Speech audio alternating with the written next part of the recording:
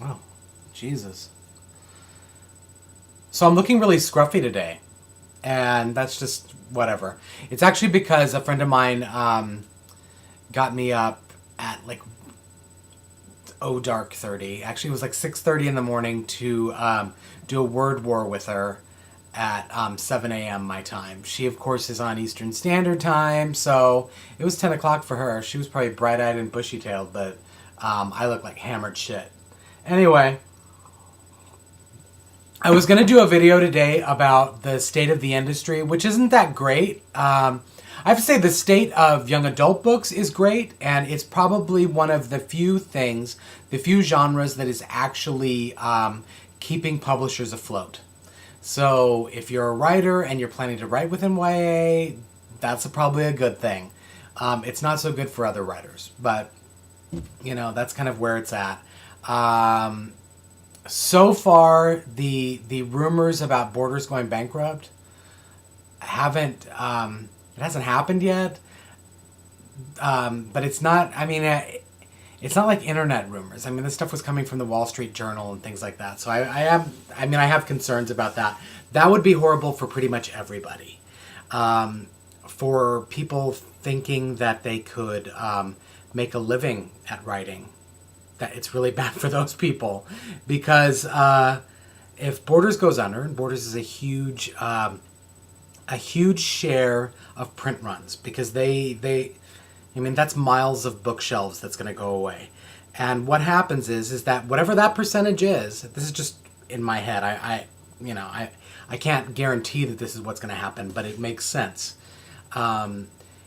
Is that whatever percentage of bookshelf space goes away, that's pretty much the percentage of advance money that's going to go away to each writer, because they're not, you're not going to have the opportunity to sell books there. It's just not going to be there. So pray people that Borders figures out a way to stay afloat. And I know it's a lot of your favorite bookstores. I see you guys talking about it. Anyway, so what I thought I would do, other than talk about something really depressing like, industry stuff, is go about talking about how I pick out books and why I read what I read, versus not.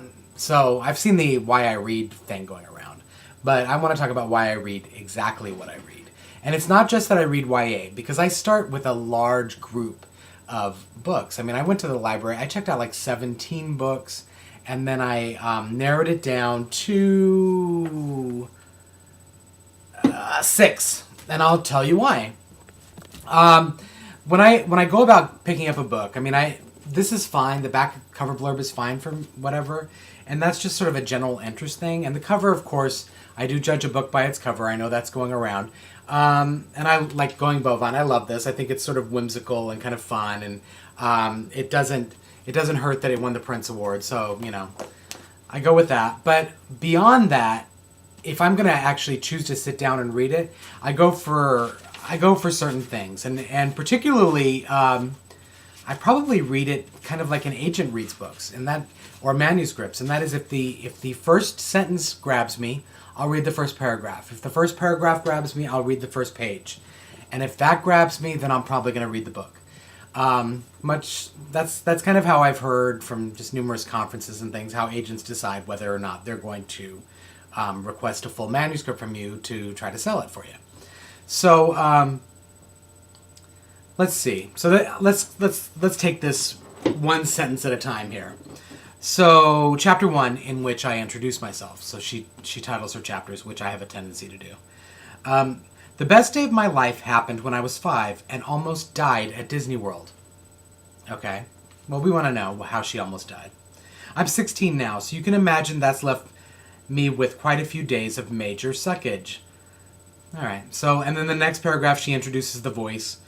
Like career day. Really? Do we need to devote an entire 6 hours out of high school year to having life counselors tell you all the jobs you could potentially blow at?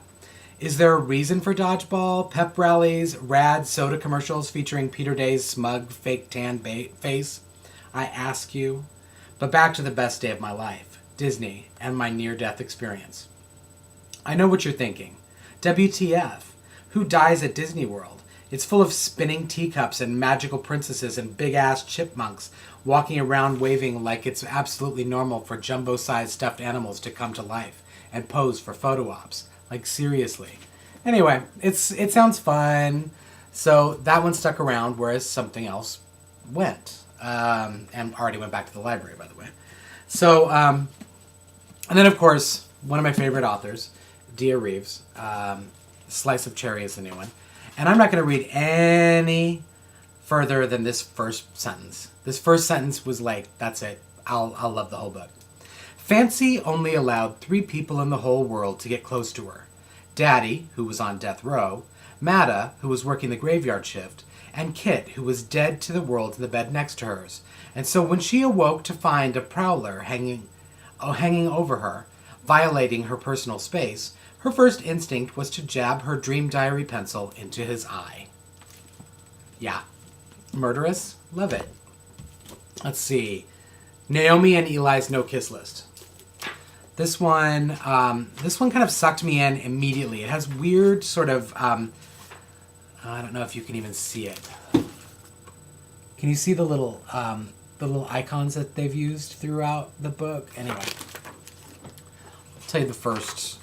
This is by Rachel Cohn and David Levithan, by the way, who I loved Nick and Nora, so. It starts off, I lie all the time.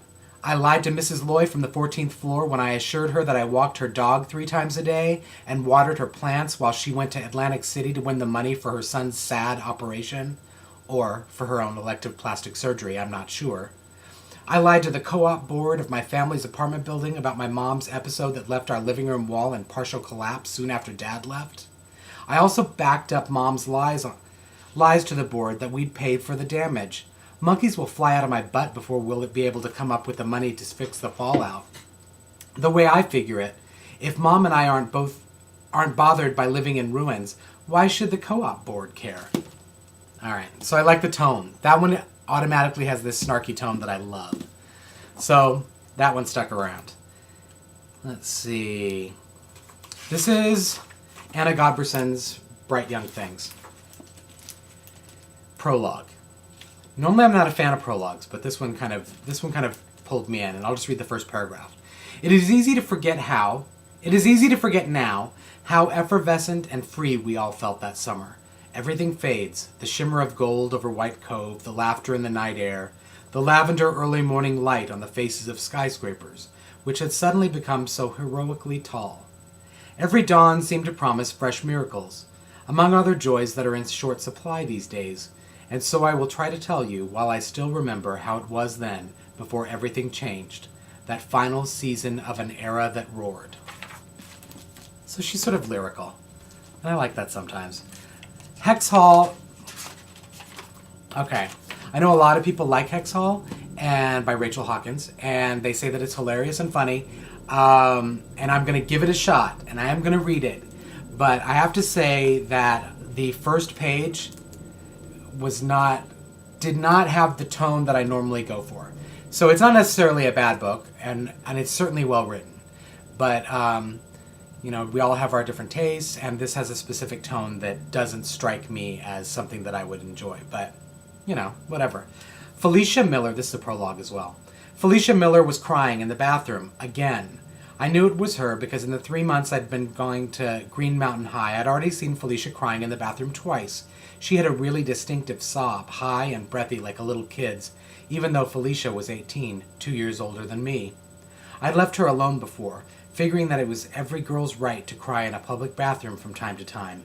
But tonight was prom night, and there was something really sad about sobbing in formal wear.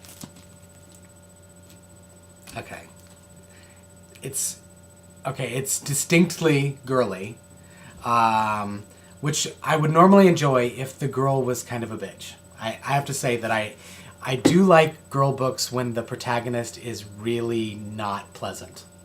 But that's just me. That's me in my personal life as well. Anyway, I'm going to pass on reading stuff from the last book, which was Wild Thorn by Jane Eagland, which also totally got picked, because I'm out of time. So I will talk to you soon. How do you pick books?